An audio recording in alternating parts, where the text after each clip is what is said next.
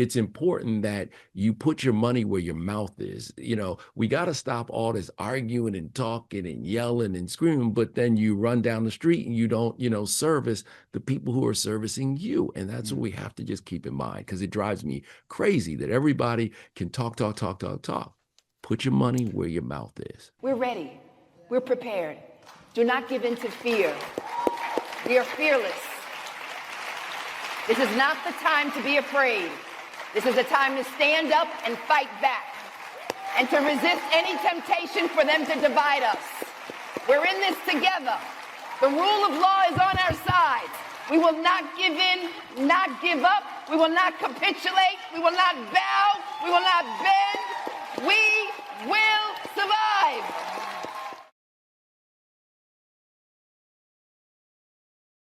There are two sides right now. And as Black people, I don't think we've been acting emotionally at all. I think we have not been in the streets. I think Black people have okay, this is what y'all want to do. We're going to organize. And I think we have been getting busy quietly. Yes, I agree. And maybe not so quietly, but we're not the ones in the streets creating chaos. So that you speaking on something, yes, you have a right to. But I would love to see you actually roll up your sleeves, because you have the means and the way to get some stuff done. I'd love to see stuff get done quietly. You don't have to do that. And it was unnecessary. It's unnecessary. We don't have to talk about everything. I don't talk about everything on these airways. Let me just say. Exactly. I didn't even talk about Brian McKnight when it happened till we brought it up today. I didn't talk about it. The things we don't talk about. I think also there's a lot of different people trying different strategies. Like, it's not just one way for people. Mm-hmm. And there are some people in America that need to see protesters being arrested. They need to see these emotional moments, because I think one of the things that hurts, and when I say Democrats, I don't just mean the politicians, like liberal people in general, is that we let the emotional war be won in other places, and we almost don't understand it. So many people have illogical reasons to be conservative right now, but they're emotional reasons. Like they make an emotional logic to them. So it's like they will be fed by that, and their feelings become facts for them. So whether you have all the science about a vaccine or not, their feelings about that vaccine are more strong than any education we're able to give these people. And so I think in some of these moments, everyone can't be reached the same way. So somebody, not me, not you, not Karen, somebody needed to see that moment and go, oh, I didn't know you could do that. Because I've seen dissent when we've had Democratic presidents, from people calling them liars, from people meeting them on the tarmac, and no one's going away in handcuffs. So some people need to know that these rules are different now. Well, that when that happens, it shocks me that people are surprised, because I'm like, do you not know the history of this country? I mean, let's understand.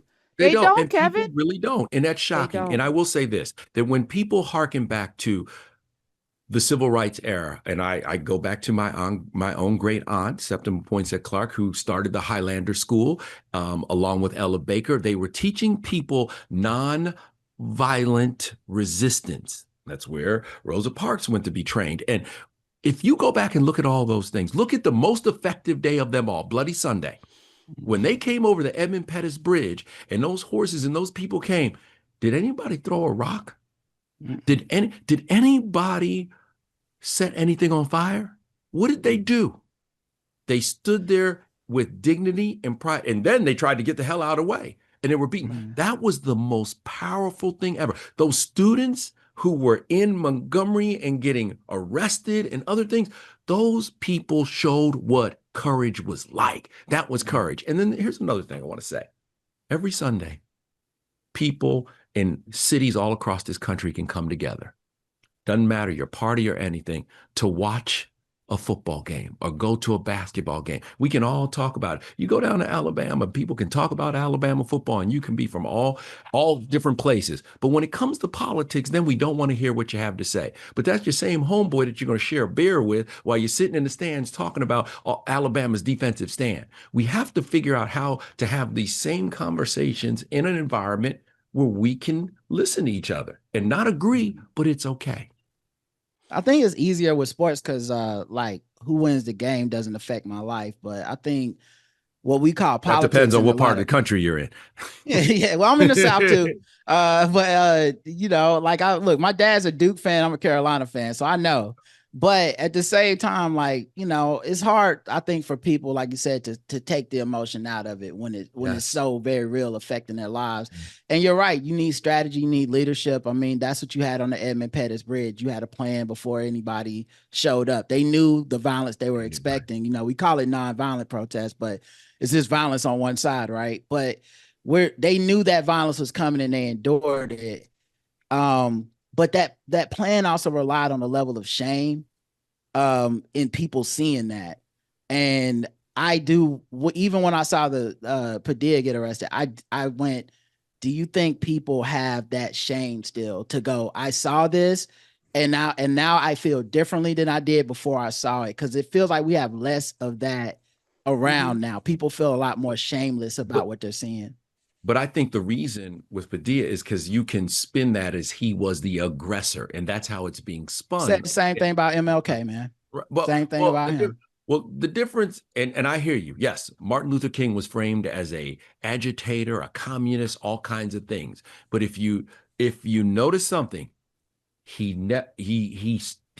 found a way to, no matter what, endure that abuse. And enduring that abuse, no different than Nelson Mandela and others. He's dead though. He got No, I killed. He didn't understand. make it to 40. I'm not gonna ever condone in these times, and I think that necessarily is a mistake. And even he told Harry Belafonte, maybe we need to rethink this strategy. And even in the nonviolence, there were people in the bushes with guns, right? So we don't tell the whole story. It wasn't just we were nonviolent. There were people there saying, "I wish you would," protecting him at the same time. There was a lot going on. I think we have these very black and white ways in which we talk about the civil rights movement. It was everything.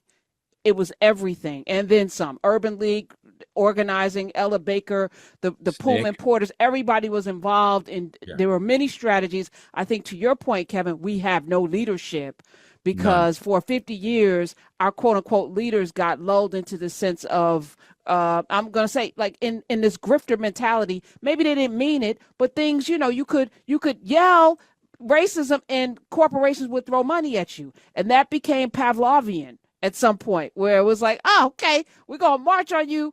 You better, okay, here's some money. Wells Fargo just gave TD Jakes $1 billion. He's probably going to do great things. But why did you decide to do that as opposed to what you could have actually done and all of the things that you harmed Black people as just one bank, but all of the banks during that debacle, subprime lending, could have done something really powerful, not give it to one person.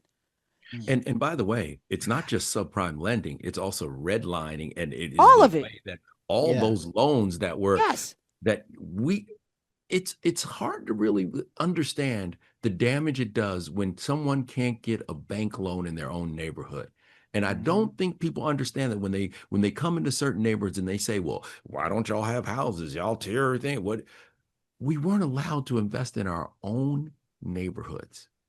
And so those are things, yes, that I think about when I see those deals. You have to stop for a second, you have to think, and you have to say, but wait a minute, was it $1 billion worth of damage? It's probably more, but the fact that they think that they could call somebody like Target, can you call them off? Like, no, you can't, because no, we're not for sale. And I think the one good thing about these times is that there are no leaders. Now we know Target now 4 months in a row, downward turn. Their foot traffic has fallen.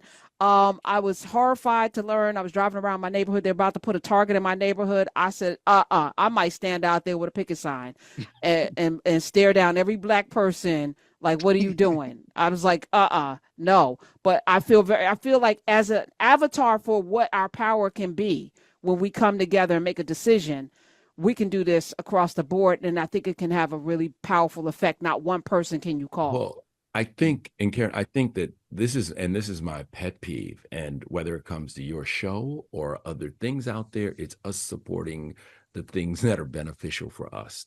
and taking the extra time to seek out the voices and the businesses that serve our community, because you can find anything you want in the Black community. You know, it's what we're doing now with our travel, our travel platform, SEPI, is we are bringing those Black vendors and experiences and museums to the forefront. I mean, if I travel, these are the things I want to see and I want to learn. You know, I was down in Montgomery at the Legacy Museums, and if you haven't gone down to those museums, if you haven't seen those incredible stories that they're telling down there, that's where you need to take your children. Don't take them to, you know, you don't. I don't want to see you at Disneyland. I want to see you down in Montgomery at the Legacy Museums.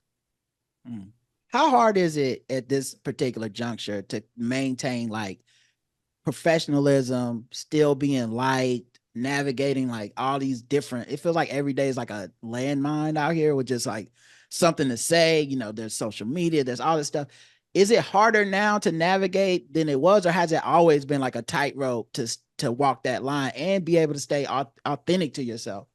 Well, I think we all understand that, you know, this is in this country, you have to, there are two separate pathways for everyone. But more importantly, I mean, for me, I come from a family and of people who are like, we're not going to be angry. We're going to be successful. We're going to figure this out. And I'm not going to, and, you know, it even comes to today and what we're seeing and all the things we're saying. I'm not going to be angry. I'm going to figure out, how do we figure this out, y'all? How do we take a pause and figure this out? And so that has been, you know, the thing I try to instill in my children. And I think part of that is, you know, being educated at HBCU, my parents being educated at HBCUs, my child is going to Howard University. You know, it's important that you put your money where your mouth is. You know, we got to stop all this arguing and talking and yelling and screaming, but then you run down the street and you don't, you know, service the people who are servicing you. And that's what we have to just keep in mind, because it drives me crazy that everybody can talk. Put your money where your mouth is. I judge a tree by the fruit that it bears. Kevin Frazier is here. We're ready. We're prepared. Do not give in to fear. We are fearless. This is not the time to be afraid. This is a time to stand up and fight back and to resist any temptation for them to divide us. We're in this together.